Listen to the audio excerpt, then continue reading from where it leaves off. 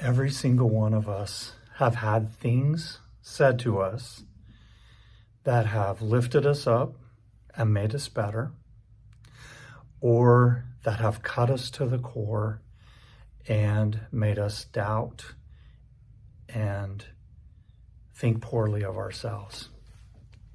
There is power in words. You found Change with Dane. My name is Dane Campbell. I'm a retired Air Force officer and social worker, and I've been a change agent for 30 years, helping people find a way to make changes in their life or accept unwanted or unexpected change and be successful and happy in that process. Listen, I've been reflecting a lot on my retirement from the Air Force after 27 years.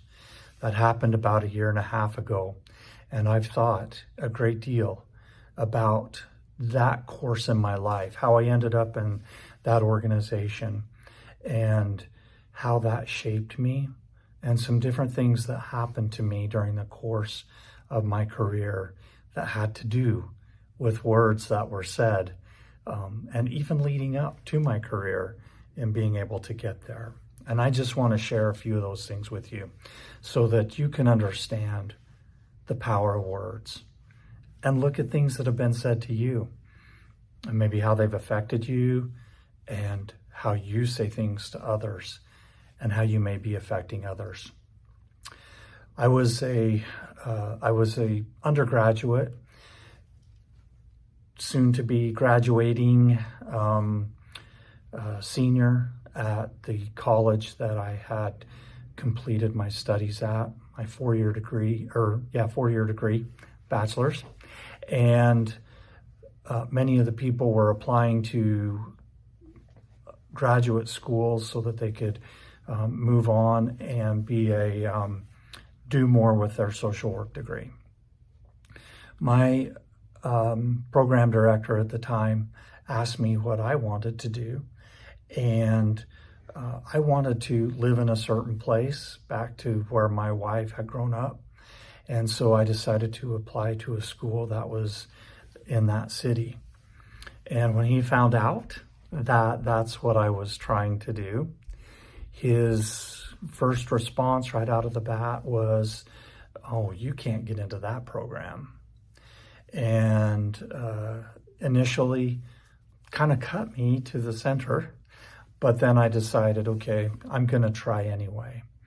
And this was an experience in which I wanted to prove him wrong. And so I did all the things to make the application, and I spent a lot of time on my personal statement to the school to explain to them why I felt I could come and be successful at this program. And lo and behold, I got in. I can't explain the whys of that. I can't explain why they let me in, and I can't even explain why he had the view that he did, that I was not be able to be successful.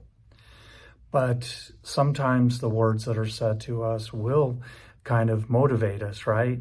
And will kind of get in the back of our mind and make us want to prove that other person wrong, in that we can do whatever it is that we feel like we would like to do in life by putting in the effort and the work to make that happen.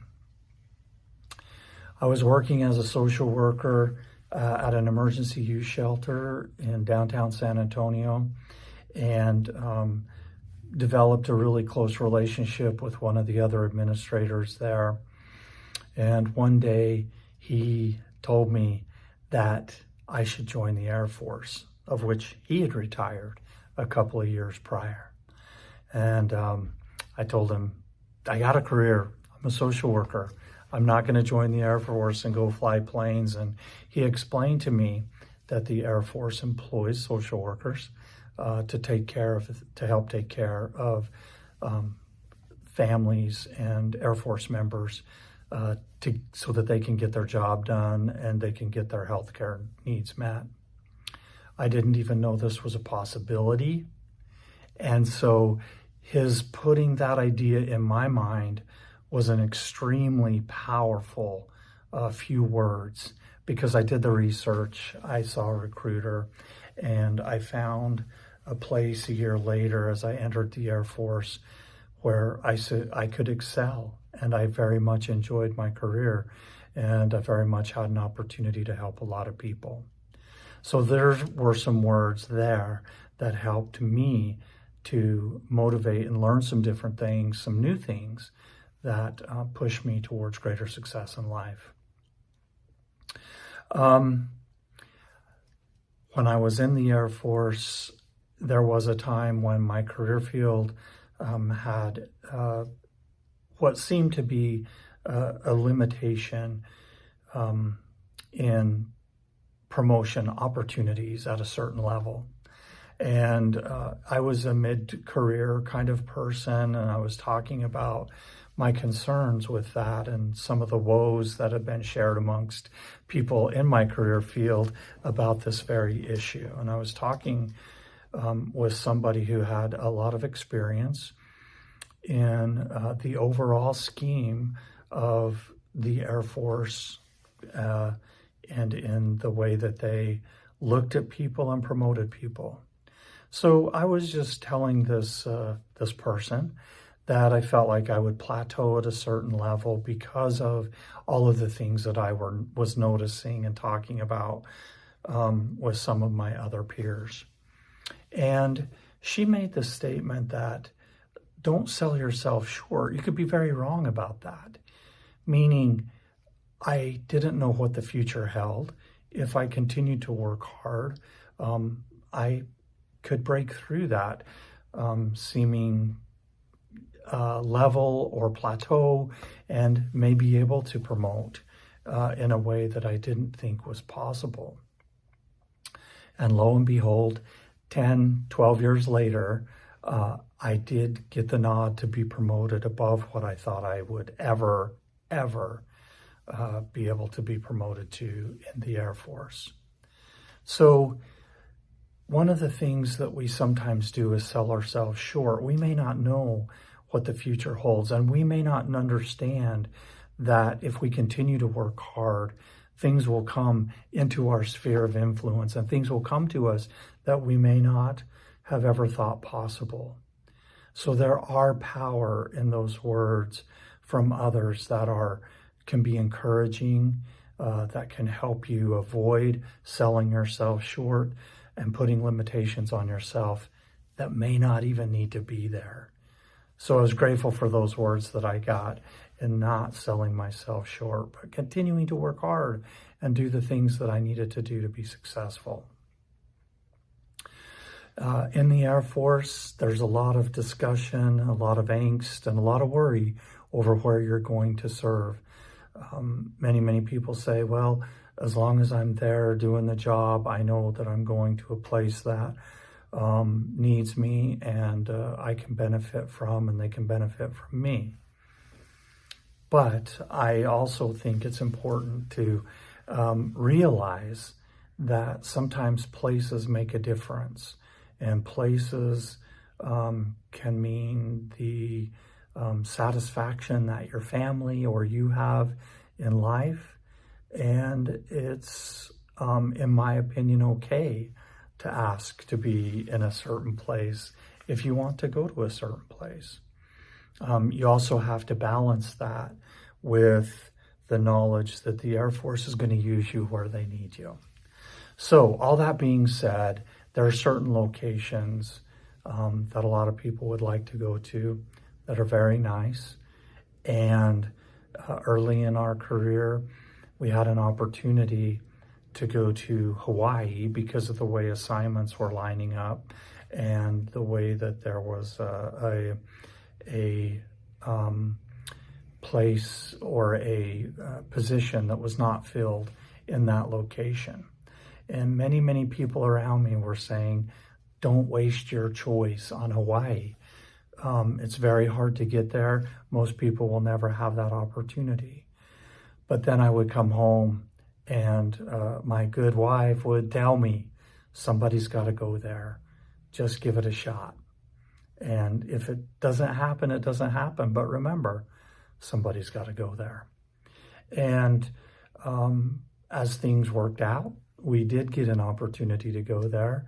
It was a fantastic experience for me professionally and for our family to live in such a beautiful place and kind of a different culture and understanding people. And it was just a really, honestly, a beautiful experience. And I wouldn't have taken the opportunity to do that if I hadn't let those words sink into my head. Somebody's got to go there. I held that same kind of mantra for myself throughout my Air Force career. If there was an assignment or a place that I felt like I could benefit, the Air Force could benefit, and it was some place I wanted to go, I just let her rip and tried my best and offered to be there because somebody's got to go there. So there are ways that we limit ourselves sometimes if we don't kind of put ourselves out there and make a try at getting the things that we want to do. Listen, I know that my words have helped people. I will have clients come back to me and say, you know, when you said X, Y, and Z, that really stuck with me. That's very powerful to me. And so I try to be very cognizant of what I say to people and how I say it. I know that I'm not perfect. I know that there have been times, probably when I've had interactions with people that I've led or even clients, where I've probably said something that has not come across the right way or has cut them to the core and has affected them negatively. And I acknowledge that, and I apologize if anybody's out there watching that I have done that too. I'm sorry if it's limited you in some way, because I realize the power of words. You, every one of you that's watching this, you have power in the words that you say to people, or even that you don't say to people. So just be cognizant of that. And as you're going through your efforts in change, maybe just look at the things that have been said to you or that have not been said to you, and try to determine if you're giving too much weight to negative things, or maybe you're not giving enough weight to positive things that have been said to you that could help you in your process of change, and that could help you get through difficulties of change that is unexpected or unwanted. I appreciate you watching Change with Dane. We are going to continue to talk about things that I feel like can help you in your process of life change. I would really appreciate it if you could like and you could subscribe to the channel. And if you have any questions for me about how to make change more effective or things that you can do to help yourself as you go through change, please put those in the comments. I will respond to you, or I will make it a subject of a later video that we can talk about. Thanks for watching. I look forward to talking with you next time. Take care.